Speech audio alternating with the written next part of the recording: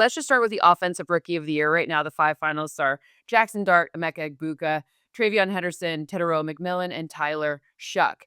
I'm going to give you a stat first because whatever, do stats, and then you guys can tell me what your football lens is. So I think this award is as close as I've seen it in a long time. Usually I have a good lean as to who has the best data, but so I created this silly thing called, I tried to do like WAR in baseball. I tried to, like player efficiency rankings in NBA. It's very hard to distill kind of a value for an individual player, but I tried to do it with win share.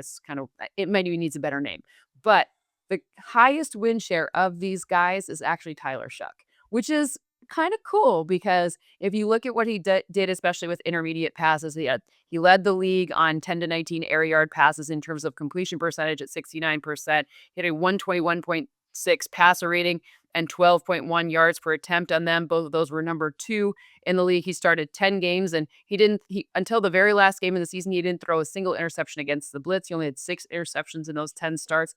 And it's not like they were playing with this world-beating team. Even Alvin Kamara wasn't even playing for many of these games. So that's where my lean is. I don't think he'll be the one that wins because I think it'll be one of the receivers, probably Tedero McMillan, but because the Panthers and postseason, et cetera. But I don't know. Tyler Shuck to me is the one who has the highest win share. Yeah, I'm gonna go with I'm gonna start with the positive here. I'm gonna pick my guy. Okay. I'm gonna go with Ted McMillan. Like you said, it was close. I thought Ibuka had an early lead. He kind of fizzled out a little bit. That happens to rookies. It's a long season on Zach, and I know that. I'm going to go with Ted McMillan. He was the number 1 wide receiver. The Panthers had a really good season for their standards, obviously making the playoffs, over 1,000 yards, 7 TDs. He reminds you a lot of Mike Evans. Now, I feel like this is the weakest category. No one really had anything spectacular. We had to choose somebody. Tyler Shuck played well. Didn't win the starting job early in the season, played a lot of meaningless football. And I know stats all count the same, but when you're playing the New Orleans Saints and they have 3 wins in week 13, I might be partying a little bit later the night before than playing somebody else. There's meaningless stats. They're meaningless football games. And I just feel like if I look at this the year prior, when you talk about that rookie class with Drake May and Bo Nix and Jaden Daniels, like that's a rookie class. They had some rookies that did some things and guys had 1,000 yards but it's really watered down, in my opinion, at all these categories. I had to pick somebody, and out of that, I'm going with Ted McMillan. But it was very close to Tyler Warren, very close to Ibuka, very close to this guy. So I'm going to go with Ted McMillan by default. He had a good year. Yeah, I think the same, really. And I think it's more just because the incomplete seasons, right? Like, Stuck had some great highlights. Ibuka early on the season was great. Dart obviously showed flashes, but no one really played that complete season. I mean, the 2 quarterbacks didn't even play a full slate. So I think Ted playing the whole season, having 1,000 yards, being the number 1 guy in Carolina, they make the playoffs. I think it's an easy pick, kind of straightforward pick. Yep. All right, let's do the defensive rookie of the year. So, by the way, one of the guys who we'll talk about it for protector of the year, he won't win it, but I thought Gray Zabel, obviously Yes. offensive linemen don't really make offensive rookie of the year, but good. you were on a Super Bowl bound team and you're playing like that. At least I don't know, he's not one of the 5 finalists though, so we had to narrow down. Why isn't he? Why? Because people who vote are crazy. Yeah, crazy. Odell beat me my rookie year because he had the catch. I mean, he got second my rookie year, and that was the deal. That was a tough one to beat, that one, yeah. He didn't play a full season either. That would have beaten a lot, like that would have beaten like all of these guys, that's for sure. Hey, I'll say this though, my rookie year, right?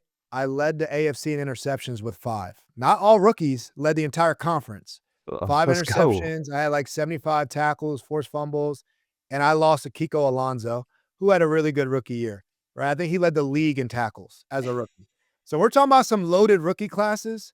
I think I got all rookie team, but I didn't get the rookie of the year. I don't think I got the defensive rookie of the year. And I led the entire AFC in interceptions for the Patriots. Listen, sometimes it's just stronger classes than others. Hard out here. Hey, Kiko did his thing. Hard on He the street, was traded for like Shady McCoy straight up. So he was balling back then. Yeah. It's okay if you lose him. Okay, so Abdul Carter, Nick Emanwari, James Pierce Jr., Carson Schweisinger, and Xavier Watts. By the way, shout out to Watts for having a great game on Monday Night Football. I mean, he had a great season, don't get me wrong, but when the timing of the voting was like right after that, so like he knew exactly how to time that one perfectly. But I do want to point out that Carson Schweisinger led all rookies in tackles because the Browns had this thing where I believe that they had the most rookie yards by their running back, their and the most Quarterback, tackles, wide like some. receiver, everything. Leading Yep, passer, leading receiver, yep, leading rusher, leading which is cool, tackler, all For which all is rookies. cool. rookies. Yeah, that is cool. But I'm not picking him. I'm picking Nick Ewenwari. Because I think it's kinda cool that because Carson Schweisinger, he doesn't play a sexy position, but he had a great season. That'll be great for him, But Nick Ewenwari had a ridiculous year. I mean, he's the only defensive back that has played at least 100 snaps to line up at least half the time, so 51% of the time, he lined up in the box. He had 17 pressures, which didn't just lead rookies, it led all defensive backs. And by the way, they played obviously 93% of the time with 5 defensive backs. And there's so many other good things about him, but I love those 17 pressures because that's just showing his versatility, and I thought that was the stat that really stood out. Plus, you saw him on the sideline, telling her like he looks like a leader already. He's maybe getting into a little like pepping his teammate up not to get taunting penalties, things like that. But to me, it's this one feels easy. I'm gonna disagree. I think it does feel easy for in Schlesinger's defense. I called the Browns game this year, so I got to study a lot of them. First of all, we talked about Myles Garrett, who's gonna win an award for me. But to be a top defense, Jim Schwartz, to be a really good defense with a really bad offense is really hard to do. There's a lot of studs on Seattle all around, Mhm. right? Cleveland and the offense is also really good, and their coach of the year and their quarterback. Like Cleveland doesn't have all that. Schlesinger led all rookies, didn't play the last game of the season. He started all year long. And I know that he's a leader and a captain of that defense and has a lot of respect as a rookie, not a first round pick. So we know how hard that is as well. So I think he was going to be like the unanimous rookie of the year, probably until I don't know when the votes had to happen for The the Monday actual. after it was like the last Monday, it was like the same day all the coaches got fired. Yeah, I wouldn't be surprised if he wins it, honestly, because at that point, now what I'm seeing Eamon do, and we're all seeing Eamon do, that last game is phenomenal. But I know Schlesinger has been leading the rookie class defensively in almost every category all year long, and I know how important he is over there in Cleveland, that youth movement they have. Yeah, I had 2 guys written down. I mean, Schlesinger's my pick also. I mean, the guy's just a football player. Not a sexy position, but he wears the green dot, leads that defense, and it's top caliber defense.